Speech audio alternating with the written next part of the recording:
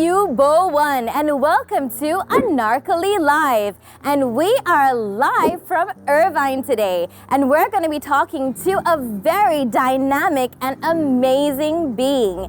He is the CEO of the world's leading sports and entertainment agency, Sports One Marketing, which he co-founded with Hall of Famer Warren Moon. Not only that, he is also an amazing entrepreneur, leader, and humanitarian. He has even been awarded the Humanitarian of the Year award by Variety magazine. He has also been profiled by Forbes magazine as one of the top 10 keynote speakers in the world. I mean, I can keep going on and on about this amazing being. He's dynamic, he is fire, he is generous, and I feel we all can learn so much from him. So let's go on inside and meet David Meltzer himself. Ayubowan, David. How are you doing? Amazing. Thank you so much for taking the time to speak with me. Of course. How could I not? I mean, I was just outside Sports One doing your intro, and I was like, I have to say every single thing that you've done. Oh, because it's amazing. Your life is amazing. I think everyone's life is amazing. It's just a matter of really getting focused and using the right type of focus to get out of our life what we want. And those people that have extraordinary existences are ones who just have understood the focus that it takes in order to effectuate that. That's beautiful. I love that. And this is an exciting time for you too. I mean, you've already done these phenomenal best-selling books, and now the next one is up. Yeah, that's my piece de resistance, game time decision making, and is as important as the other ones were, especially my first one where I gave and laid out how you can manifest what you want in life. I think through the evolution of understanding how we get what we want. So in life, there's two ways to go shopping. One is with money, and that's at the pragmatic level. And I think money is really important because if you shop for the right things, you'll be happy, and if you shop for the wrong things, you won't be. Exactly. But accordingly, we have to make a decision of what to shop for. Yes. Whether it's money, and the second currency of the universe is faith. And people don't define faith the way that I do. I define it as thinking, saying, doing, believing, my unconscious competencies of my personality traits, characteristics, obsessions, addictions, and the energy I put out, conscious, subconscious, and unconscious decision making that we make. Right. In order to be happy. So faith is a currency that we put out in the universe. We put faith in what we want. We're shopping for what we want. The same way as if you put your black card into Amazon, you're going to get what you want in a matter of days. It's the same exact thing. So game time decision making really leverages sports stories to show that in different circumstances, different pressure situations, how fear, ego, conscious, subconscious, and unconscious decision making can be utilized to maximize the productivity, the value that we provide, and the accessibility, meaning how accessible are we to others and how much are we accessing or shopping for what we want.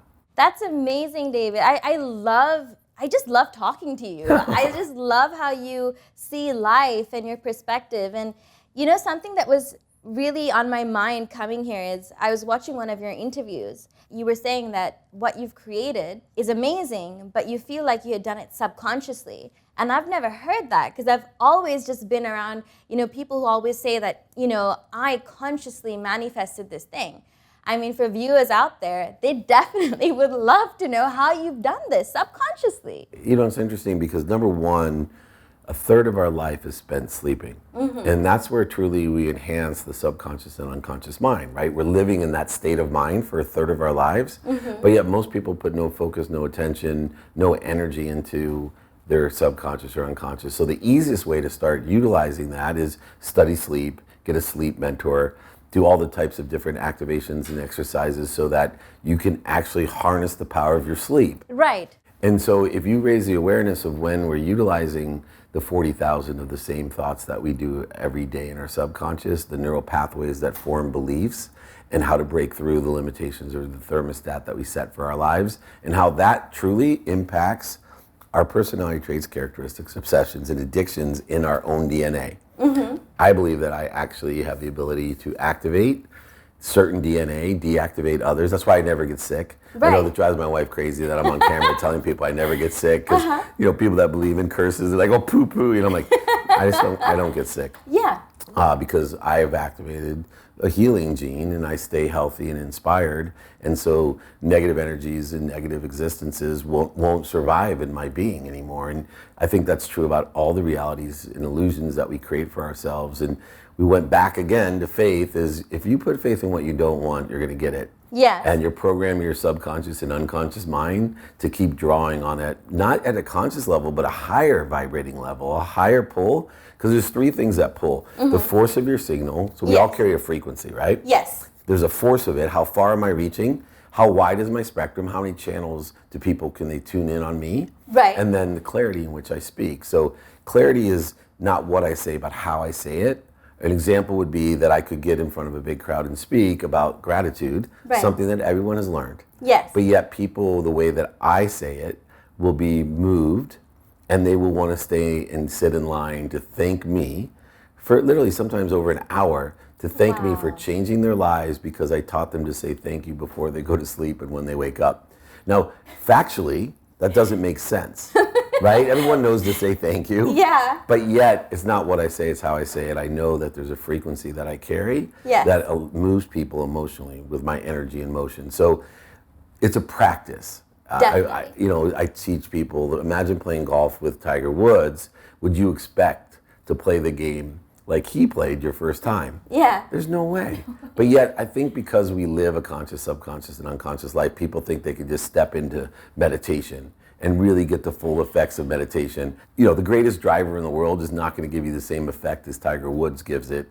The same thing with meditation, about understanding the neural pathways in our mind, about activating, deactivating genetics, understanding our own personality traits, characteristics, obsessions, and addictions are so important. And we have to look back and study and practice just like anything else. And that's why I came up with this philosophy of enjoying the consistent every day, persistent without quit pursuit of my potential. Mine, not yours, right? We're not separate. My potential, my truth. And that's happiness to me. That's so beautiful.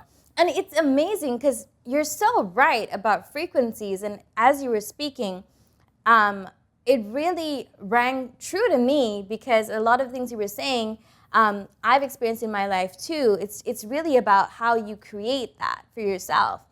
And sitting here with you, I feel like your frequency is so powerful because like this whole room, you are controlling the room and making everything the way you want it to go. You're enforcing that. And I find that fascinating because there's not even one slight pause or hesitation. There's absolute certainty in everything you're saying, even as you're still maybe figuring it out as you're speaking. But how do you maintain that certainty? Practicing things coming through me. So there's three worlds that I learned exist. One's the world of not enough, where everything happens to me. So that then has a corroded connection to inspiration. It's an ego-based consciousness, one based off of fear. Right. And understanding fear is important. That most people are motivated by fear, but it's a soul sucker. It's one of the most depreciating energies in the world. And what fear does do, though, is allows us to focus. So what we need to find is a substitute for focus. So we can't live in a world of not enough and focus in on not enough because we'll put faith in not enough and get more of not enough. Right. Secondly would be the world I used to live in, which is just enough.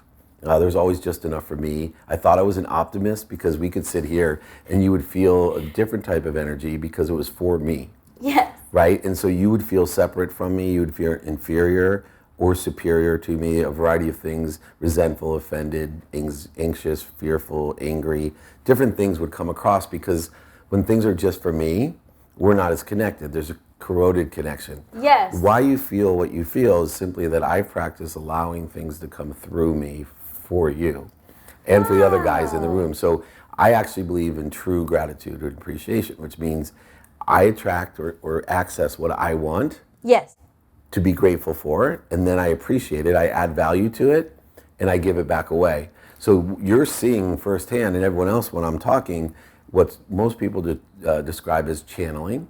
Yes. Right? You can see, well, he doesn't know this, but yet it comes so smoothly through him, and he seems like a genius. Well, because I've just practiced, instead of thinking on my own, to realize that we're all connected, and that what I really want to be able to do is access the most and highest vibrating information, allow it to come through me with appreciation, gratitude, and add value, and then give it away to others to make them feel good. And it has a frequency that it's not what I'm saying. Yes. It's how I'm saying it that carries an energy that not only pervades you and all the camera guys and sound guys and women, but the entire room. Yes. Actually elevates an energy. There's a feeling in my office and in this room that people are like, I love the energy in here. Yes. And it's a compliment that I look for most. I tell everyone that works with me to say, hey, the compliment we're looking for is, wow, I love the way it feels in here. It's an epitome. I feel like it epitomizes gratitude, what you do, because it creates a fair exchange. Because when you're having this interaction with myself or with everyone else here, they're excited to meet you because you inspire people. And then you give back by just being this light that you are. It's really perceptive, and I've actually taken it to a different level where I have a goal or an objective of giving. I may have heard my 120 rule. Yes. Right? So I carry an energy that I want to provide, let's just say 100 watts of energy, but always ask for 20 back, right? Because I need to feed off of you as well. There needs to be this flow. I do the same economically in business. Quantitatively, all my businesses are successful because I won't do business without guarantees, and the guarantee is that I'm a profit center. Mm-hmm. That invariably, if I'm going to do business, the idea is that you're going to profit from what I do for you and with you and through you. So I guarantee everyone that works with me, I only work month to month, that you literally exponentially will make more money than you pay me. I guarantee it, or I'm not going to accept your money. I do the same thing emotionally. Right. If I walk into a room, and I use this example because you've been to this place before, because we go to a lot of functions. Yes. You're a celebrity and a politician, ex-politician, if it makes you smart, like being an ex-lawyer. But what's interesting is I walked into a family function and not feeling right. Okay. Right? Not feeling like I do right now, connected. Just one of those days that I should have gone back to center and got that value. I literally walk in and my mom she looks right through me. No smile, no light up. My nephew, who adores me, barely notices me. I actually will turn around and leave the room, go out and take a few seconds to meditate, to go back to center, to clear the connection to that which inspires me, to fill my own vessel again with the energy that I want. Yes. 100 watts of energy, right? And then I walk into a room, it's amazing. My mom, same exact room, she now feels me come into the room, isn't looking at me. Actually now, instead of seeing through me, turns around, lights up. Oh my God, there's my son, right? Wow. Nephew, oh, Uncle Dave, runs over, huge hug. And then now that energy I feed off of, and I'm tilting the scales even with more. Now everybody in the room's like, who's that? Oh, that's the old, Dave. Oh, everyone, right? And it goes on. And then I get even more out of it through appreciation, and they get through appreciation, and the whole room lights up. Instead of, most people are okay walking into the room and allowing themselves to carry an energy where nobody notices them. Yes. And you also spoke about 4 energies, right, that people live in. Tell us a little bit about that. And 4 energies as far as like gratitude, empathy, accountability, and effective communication. So the truth in the pursuit of my potential, pursuit is happiness. So, my friend Chris Gardner had the movie The Pursuit of Happiness, and I argue with him, pursuit is happiness. When you're pursuing something, you're happy. It doesn't matter what it is. Most people get confused. They want their why. No. You want your what. Because once you have your what, you'll pursue it, and the why will be why you pursue it. But if you know what you want, and most people's why is the exact same here. It truly is, and this is where the 4 great truths come from, these 4 energies. Most people's why is they want to help people closest to them. Right. Like, you get in a room and say, what's your why? I want to help my mom, I want to help my dad, I want to help my sister. Of course you do. That's everybody's why. We want to help the people closest to us. And those who really have big whys, like me, I want to help not only the people closest to me, but all the way out into Africa to community centers. Like, I want to help the whole world. Yes. But I've learned that. My 4 truths. 1, gratitude. Gratitude gives you perspective. It makes everything that's happened to you better, everything that's happening now even better than that, and everything in the future brighter. 2, forgiveness. Forgiveness is it's a complete freedom, it's complete control, meaning that my life is only about lessons. The lessons are going to keep coming until I learn them. I don't know that I've learned them until the pain is gone. Every lesson has a pain to it. If there's no pain in the lesson, I know that I've learned it. But I have to be aware of why does the same lessons keep coming? It's because I haven't learned them. Here's the thing about lessons that we don't know. One, every lesson makes a miracle out of a mistake. But two, no matter how many lessons you've learned in your life, I guarantee you'll forget them at some time. Sometime in your life, you'll even forget gratitude, you'll forget forgiveness, you'll forget them all. The cool thing is we have the power to remember them at any time, and now we have more technology to access and remember them at any time. The freeing thing from these lessons, the pain of lessons, is forgiveness. Once we forgive ourselves, we have the direct access to the lesson, to the learning and the miracle of the lesson. Forgiveness is key to that. The third is accountability. Accountability, most people live below the line in blame, shame, and justification. So they blame everybody. You've been in politics. Yeah. It's the ultimate below the line profession. Yes. Law's the second, sometimes they're combined, politics and law. Very low responsibility. Yeah, low vibration. Yeah. The highest vibration, the truth, you can only be aware of that which vibrates equal to and less than you. That's why these 4 truths are so important, is accountability. What did I do to attract it to my life? And what am I supposed to learn from it? Once again, the lesson's tying in. When I learn what I'm supposed to learn, I can forgive myself for not learning it. It moves then to being grateful that I did learn it. And that complete cycle happens to affect the 4th and best truth, which is inspiration. Inspiration is being in spirit. Everybody is connected to each other. Yes. We all inspire each other. What happens is the ego-based consciousness, those needs of the ego need to be right. They need to be separate, like we discussed before, fearful, guilty, anxious, frustrated, angry. Those all corrode the connection. And what happens is it's an accelerant.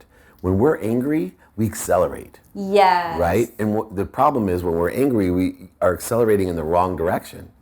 So what I tell people is when you're in the ego-based consciousness, when you are trying to be inspired, effectively communicating with the universe and others to be one, that you need to do what you're supposed to do when you catch on fire. When I'm angry, my mind is on fire, my body is on fire, my soul is on fire. So I tell people, stop, drop, and roll. Right? I was taught if you catch on fire, you stop, drop, and roll. Yeah. So instead of accelerating, stop, drop your blood pressure, drop your breathing, drop everything so you can go back to center, and then roll in the right direction towards the trajectory of your truth, your potential. Yeah. So these 4 things, you mentioned how great everyone is that works here. They're phenomenal. Because they know 4 things. I've never witnessed a team like yours. It's amazing. We only teach 4 things. People, they might come here to be sports agents and marketers and PR and journalists and coaches and administrators. We have an extraordinary reputation in sports, but I only teach 4 things: gratitude, forgiveness, accountability, and effective communication. I also teach them to ask. Everyone here is very philanthropic. They are very helpful, but I want them to learn to ask. You're empowering them. Yeah. Yeah. Asking is probably the greatest skill you could have. Ask 2 questions. How can I be of service to you? But more importantly, do you know anyone that can help me? You know, it's amazing because I feel like I've gained this knowingness now more about you because I feel like I've got it. You understand your causations as a being, the power of you. So this is why you're so amazing because you're so good to everyone, even at work. The way everyone is because you're like, oh, I'm this powerful being. And I have to be really cautious of what I can cause in the environment. And I need everyone to be on the same frequency and rise with me. Instead of creating followers, you're developing leaders too, with you. Of course, elevate others to elevate yourself. And that frequency is a collective belief as well. So anyone that works within a family, an organization, a community, a state, a country, or even the world, we can create a collective belief. In fact, that's what my mathematical side of me has created a true life mission of. I've narrowed it down that if I can empower 1,000 people, just 1,000 people to teach that 1,000 to teach another 1,000 how to be happy, right? Yes. 1,000 to teach another 1,000. By my 1,000 people, if I can empower them, then 1,000 times 1,000 is 1,000,000, 1,000,000 times 1,000 is 1,000,000,000. Imagine if I can make 1,000,000,000 people on earth happy, simply by empowering 1,000 people. And I've been in constant search now for people that are open, that are willing to have, number 1, the potential, 2, to do the work, to truly learn how to teach 1,000 people to teach 1,000 people to be happy. Wow. And if they can do that, if I can do that with them, imagine what the world would be like with 1 billion happy people. Most people in America are only happy 15 days a year. Suicide is the number one cause of death for people is. 50 and under. Opiate addiction is caused by unhappiness. We're trying to fill things with the wrong antidote. Yes. Happiness is the antidote, and it's so easy to come by if you live by 4 simple philosophies. Imagine if you went through your life, and gratitude, for example, I get to do everything in my life. I don't have to do anything. Simply by gratitude. Right. I'm thankful for everything that happens, just by gratitude. All the lessons I forgive myself for, not remembering and remembering them. I'm accountable for everything. I have complete control of my life, and I'm inspired the majority of the time. Those 4 things, if I can teach others to teach others, 1 billion people, imagine if they walk the world, 1 billion people going, I get to do this. Oh, I'm so grateful I get to do this. Oh, I'm accountable. Oh, I'm sorry. Oh, I'm not right. Right? All these things. Yeah. Imagine what the world would be like, and I'm only 1,000 people away from it. Oh, wow. I love this world that you're going to create. This is so exciting. It already exists, right? Yeah. We're just freeing it. Everything Yeah. already exists. I believe I just have to clean the connection to that which already exists. Freeing it. Yeah. That's so cool. And I'll prove it to you, by the way, that everything already exists. Yeah. Is that if we just looked around this room at all the cameras, the TVs, the monitors, the books, the plastics, the metals, the carpet, the table, and the materials that were here, almost every single thing that exists in this room 100 years ago, if I could have time traveled it back to, including these chairs, people would be like, what's that? Like, that's impossible. Right. Right? One of these cameras alone, right? Your cell phone, what it could do, I could just talk to China real time with full duplex in color for no charge. We need to lock this person up. They've lost their mind. That's Yes. just 100 years ago. There's people that were alive 100 years ago, many in America. Yes. Let alone in Asia, right? Yeah, of They live course, longer. yeah. But literally, think about that. If you would blank the slate, so what's going to occur if everything's accelerating and growing? So if this is what took 100 years, this type of technology may only take 50 years, and then 25, and then 12. We've already seen that in technology from the 20 years to 10 to 5. In fact, that's how I help people understand how to be happy and successful, is they get so caught up in an end, especially young people, is you're 21 years old and you're on a mission, and at 31 years old, you're 25% of the way there. And you get so frustrated. And people around you try to manifest what they want for you, so now you're equally as frustrated, not for just you, but for them. People want you to have kids, have a house, or whatever it is. Yeah. Meanwhile, 99% of the people will quit in that 10 years because they're focused in on the ends. The person that focuses in on acceleration and growth, another 5 years go by, now you're 50% of the way there. So now you're 35 years old, you're 50% of the way there. The pressure is so great that out of the 1% that existed, 99% of those end up quitting too. Right. They don't get what they want. Here's the saddest thing, that after the 10 years to 25%, and another to 50%, another 5 years at 35, you're only 2.5 years away from being at 100% of the way you were. Most people, 99.9% of the people have quit when they're almost there. And at 37.5, when you're 100% of there, now you go from being the biggest loser, failure with resistance, voids, and shortages to being the business success that anybody knows, and you're so lucky. Why? Because in a year and a quarter, before you're even 40, you're 200% of the way there. And when you turn 40, even closer, you're 400% of the way there. By the time you're 60 years old, you're thousands of the time where everyone else is. You're Jeff Bezos. You got $100 billion. How did he get there? Because all Jeff focused in on for the last 25 years was acceleration and growth. I started a bookstore in my garage to sell online. 25 years later, I'm the richest man on earth. Yeah. That only occurs not from attaching to an outcome, not by listening to others, not trying to manifest or put faith in what others want for you, but by true belief that all I need to do is get better and better and consistent every day, persistent without quit, pursuit of my potential. And if we can do that, not only will we be happy, but we will manifest and produce so much more than we ever dreamed of. Wow, this is so true. This is so exhilarating. I mean, today's my birthday, and I feel happy like this is the best gift I could ever have received, because this is such an amazing moment doing this interview with you. It was so awesome. Inspirational. Why'd you come on your birthday? We could have done this a different day. I gotta give you a better birthday party. No, I wanted to do something productive on my birthday. It's like every birthday I do something, and it's like very What an fun and honor. everything. But I want to do something which is going to really help people. And I think that today's interview is going to inspire so many people because you are so inspiring. You educate, you elevate, and you illuminate so many lives. And it was such an honor to have you on my show. But We need to have you in Sri Lanka soon. Yes. Yes, and Asia. You have to travel all over Asia so that everyone can actually witness your greatness. I thank you so much for your time. But in closing, I really want everyone to help Unstoppable Foundation too. If you could just say a little bit about how they can contribute and support all the work that you're going to do with Unstoppable too. So Unstoppable Foundation gives these 5 pillars of sustainability. So we don't just give water, financial services, medical care, etc., education. We actually empower a sustainable community, including now community centers, high school, college, community center. We started with water, and now we have many, many villages, millions of people that we're impacting. Unstoppablefoundation.org, or you can just come directly to me. Remember David Meltzer, at David Meltzer on YouTube, LinkedIn. Everything I have is connected to Unstoppable Foundation, including a book that I wrote with Jack Canfield called Creating the Life That You Love. That'll be there somewhere. They should have given it to you. But that all the proceeds from that book on Amazon goes to the Unstoppable Foundation. And it's so important because we're all connected. A tree has no branches, that we really create a sustainable community.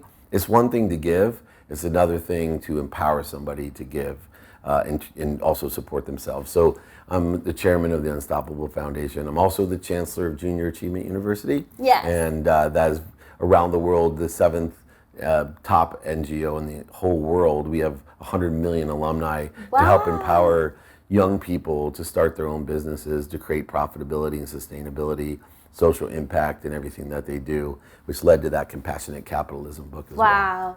You know, I wish I could give you an award. I will one day when I get to my point, and I think that, you know, I can actually make something of myself, and then that award would mean something. You've been knighted, you've been given the Humanitarian Year of the Award, and just for now, till I can give you the actual award or something, this is a little something for you. Oh, thank you. Thank you so much for your time. That is awesome. And I wish you all the best in every single thing that you do in life. Oh, thank you. Be kind to your future self and do good deeds. You're making a great impact, and thank you for having me on your show. I appreciate it. Of course. Awesome. Thank you everyone for joining us, and stay tuned for more.